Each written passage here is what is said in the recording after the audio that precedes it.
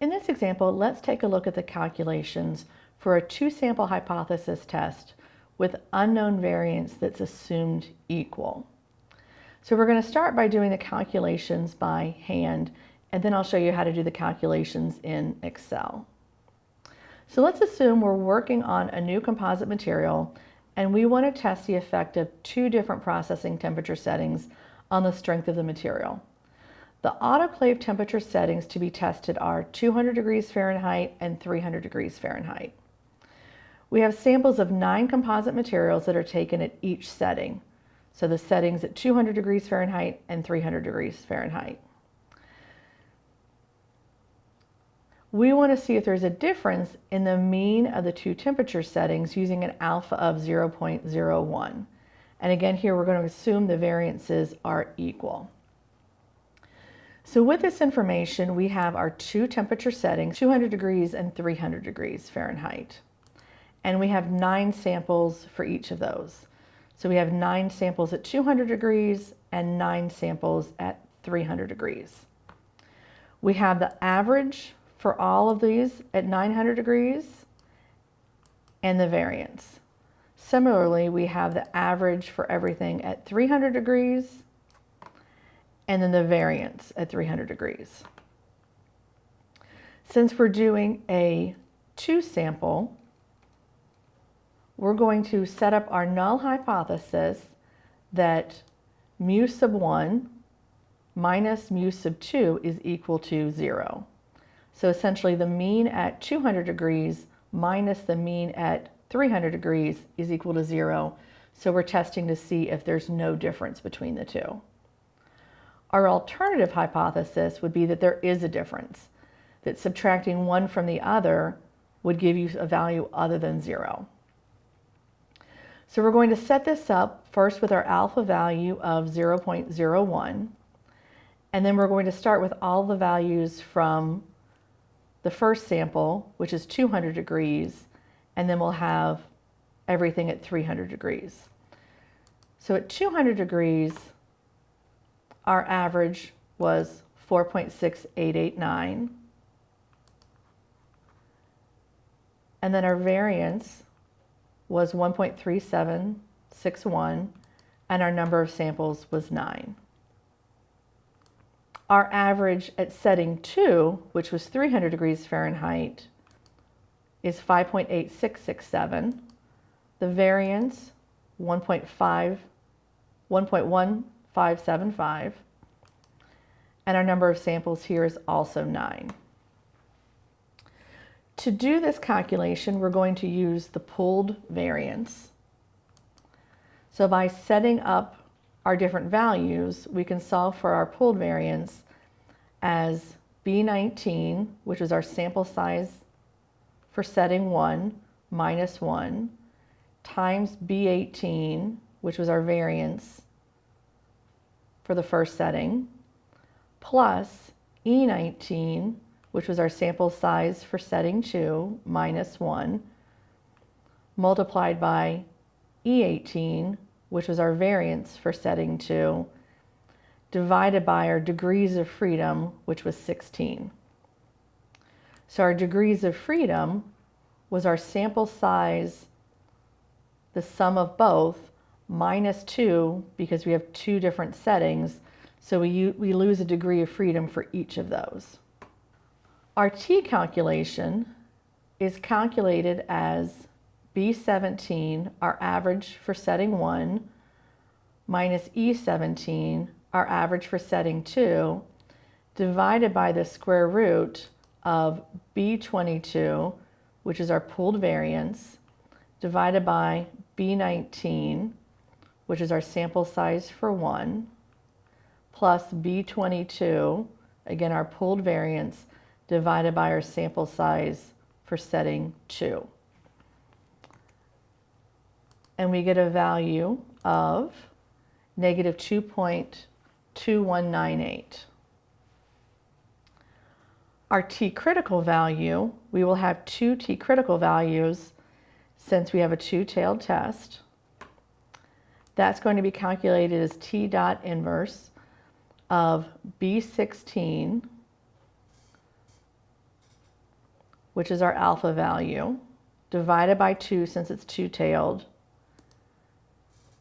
and then using our degrees of freedom from cell B20. Then our T critical for the other side will be the same calculation but positive. So in this case, I set it equal to B24, and then there's a negative in front of it. So negative B24 to get the positive.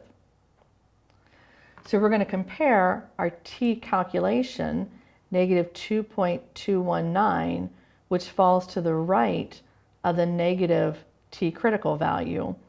So it falls in the do not reject the null hypothesis or fail to reject the null hypothesis region. We can set up the conclusion in a way using logic that if the values fall in this region, that we're going to fail to reject. So our logic is set up that if both of these conditions, B23, our T-calc, is greater than B24, our negative T-calc, and B23, our T-calc, is less than our positive T-calc, so it's in this region, we're going to fail to reject the null hypothesis. Otherwise, we'll reject the null hypothesis. So we have the correct conclusion. We can also calculate our p-value. Our p-value is calculated as t.dist.2t, since it's two-tailed. And we're going to take the absolute value of B23, which is our t calculation, and our degrees of freedom. So our p-value is 0.0412. This means that the difference of sample means of this magnitude would happen about this percent of time if mu sub 1 equals to mu sub 2. So it would happen approximately 4% of the time. So now that we've calculated this by hand, we can do this much easier with Excel using the data analysis tool pack. So when we set up the data analysis tool pack, we're going to go through and we're going to the data analysis tool pack, and then we're going to scroll down to the t-test to sample assuming equal variances. So as you can see in the background, I have an image of what we're going to select. So when we select that, we're going to input our values from each of our two variables. Variable 1 range will be our values from B10 to J10, and variable 2 range will be our variables from B11 to J11.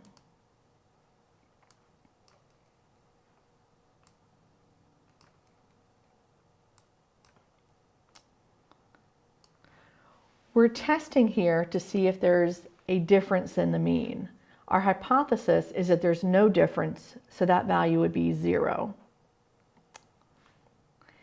In this example, I did not highlight the labels. However, if I did highlight the labels, which would have started at A10 through A11, then I would have my labels in here. So I would want to select my labels. My hypothesized mean difference, again, is 0.